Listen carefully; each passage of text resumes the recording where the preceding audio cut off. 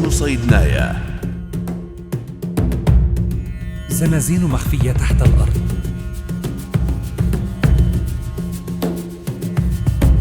سجن صيدنايا بالمذبحة. اللي طلع من كل مساجين الشام طلع 300 واحد بس، مو أكثر.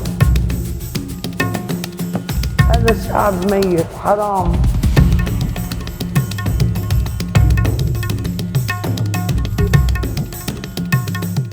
واش عمرك سولتي راسك شنو كاين في العالم الاخر؟ العالم اللي فيه الظلم كيتنفس والموت كتلعب واليأس هو الصديق الوحيد. واش عمرك تخيلتي شي بلاصه اللي فيها الكرامه كتطحن والحقوق كتدفن والانسانيه كتموت 1000 مره كل يوم؟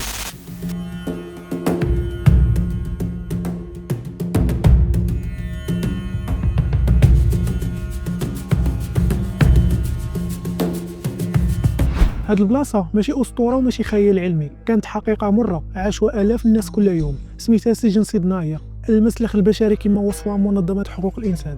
البلاصه اللي كان كيدخل ليها بنادم كيولي فيها بحال الحيوان، البلاصه اللي كان فيها العذاب ما كيساليش والرجوع منه مستحيل. سجن صيدنايا العسكري أحد أكثر السجون العسكرية تحصيناً في عهد نظام حافظ الأسد ومن بعده نجله بشار الأسد.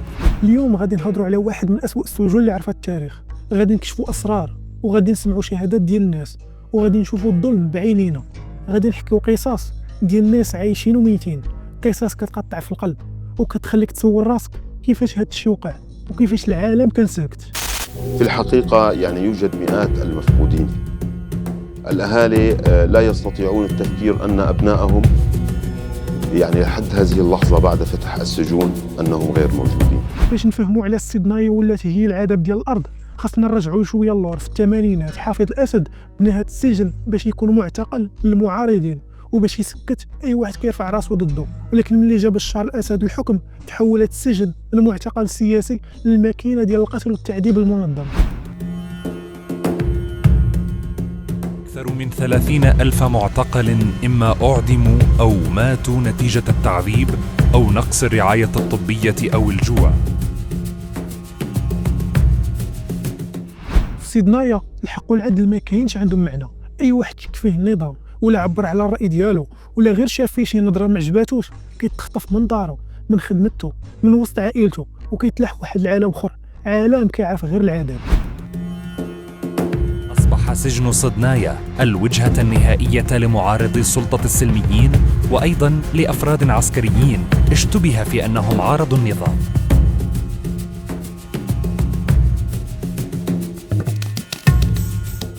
ملي كتوصل لصيدنايا أول حاجة كتلقاها هي حفلة الترحيب. هاد الحفلة عبارة عن تعذيب وحشي، كيبدا من اللحظة اللي كتنزل فيها من الطوموبيل، كيسدوا لك عينيك، كيوقفوك في واحد الصف، عاد كيبداو يضربوك ويركلوك وما كيسولوكش علاش جيتي، غير كيعذبوك حتى كتولي باغي تموت.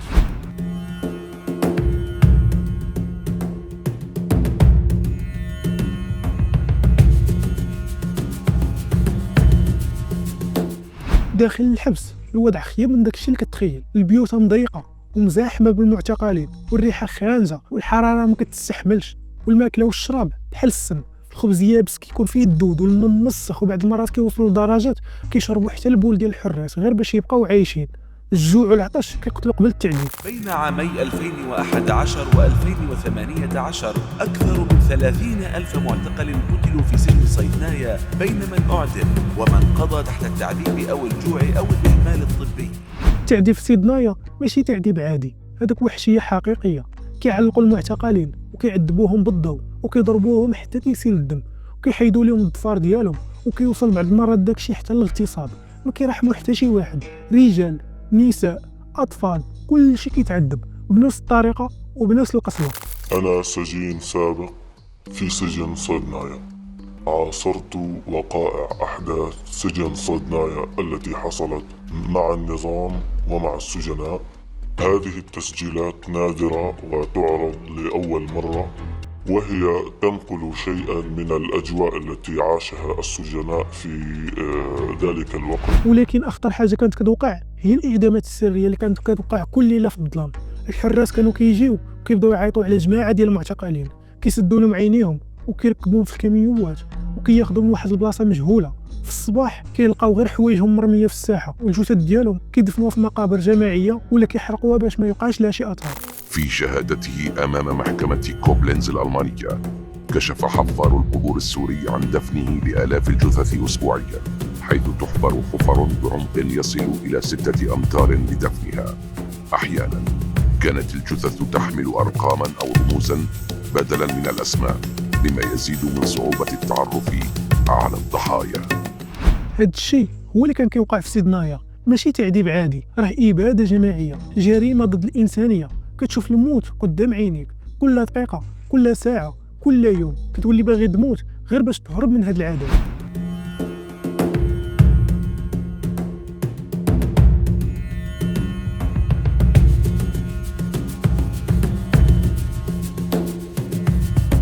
الناجي الاول قال لهم كنت في زنزانه فيها 120 واحد، الغرفه صغيره بزاف لدرجه ما كنقدروش نعسو كاملين، والناس كانوا كيموتوا قدام عينينا، وكنبقاو ايام وحنا جالسين معاهم حيت ما عندناش كيفاش ندفنوهم.